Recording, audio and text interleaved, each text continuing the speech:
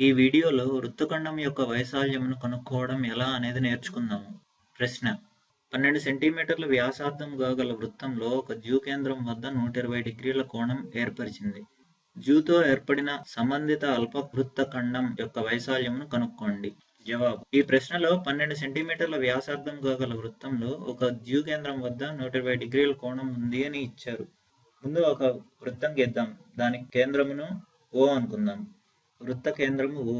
వ్యాసార్థం 12 సెంటీమీటర్లు అని ఇచ్చారు. అంటే OA OB 12 సెంటీమీటర్లు అవుతుంది. జ్యూ కేంద్రం వద్ద 120 డిగ్రీలు అని ఇచ్చారు. అంటే కోణము OAB 120 డిగ్రీలు అవుతుంది. ఈ కోణము. ఇప్పుడు వృత్తం మీద Y అనే బిందువును తీసుకుందాం. ఇప్పుడు OAYB అనేది ఒక సెక్టర్ అవుతుంది. అయితే ఇప్పుడు ఈ OAYB సెక్టర్ వైశాల్యం θ/360 × πr². ఇక్కడ θ అంటే 120 డిగ్రీలు. జ్యూ కేంద్రం వద్ద కోణం 120 డిగ్రీలు అని ఇచ్చారు కదా, అది θ.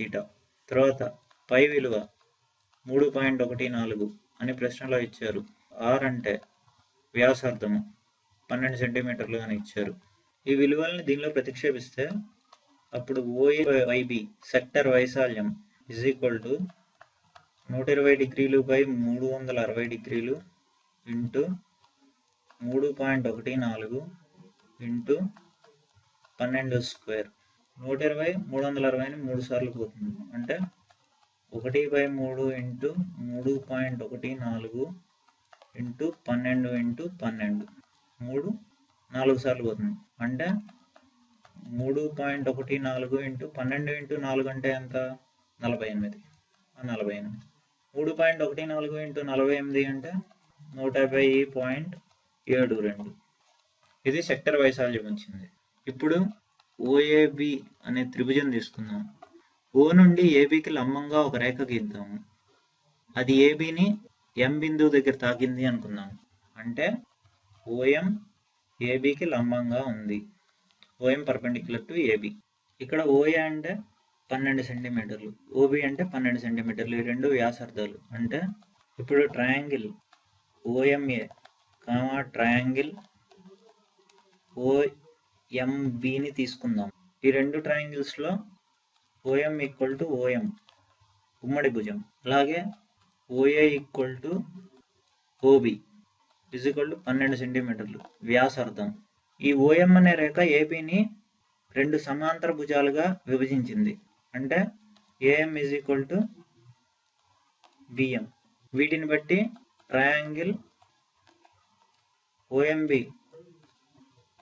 మరియు ట్రయాంగిల్ OMA ఈ రెండు సరూప త్రిభుజాలు అని చెప్పొచ్చు.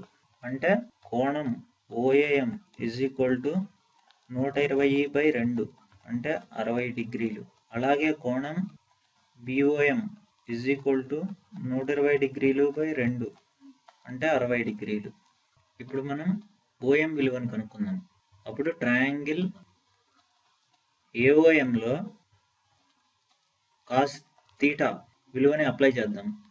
ఇక్కడ θ అంటే ఏంటి? 60 డిగ్రీలు. అంటే cos 60 డిగ్రీలు ఆసన్న భుజము / కర్ణము. అంటే OM/OA.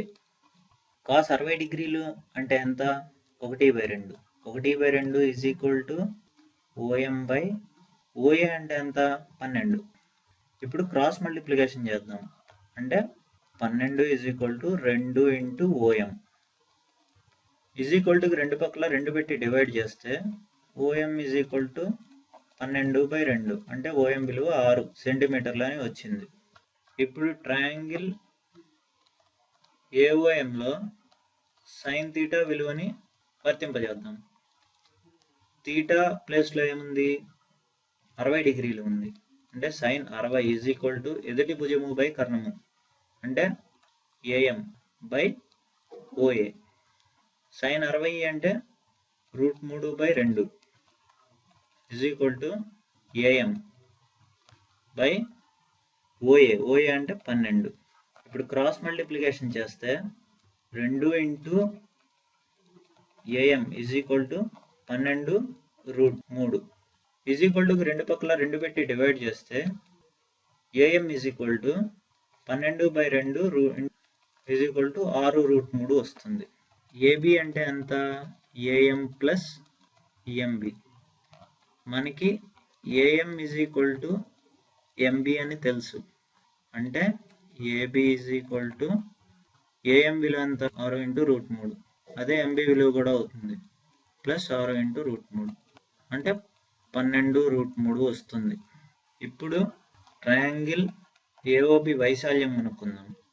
ఈజ్ ఈక్వల్ టు 12 × భూమి ఇంటూ ఎత్తు ఈజ్ ఈక్వల్ టు 12 × భూమి అంటే ఏబి, ఈ ఏబి ఇంటూ ఎత్తు ఓఎం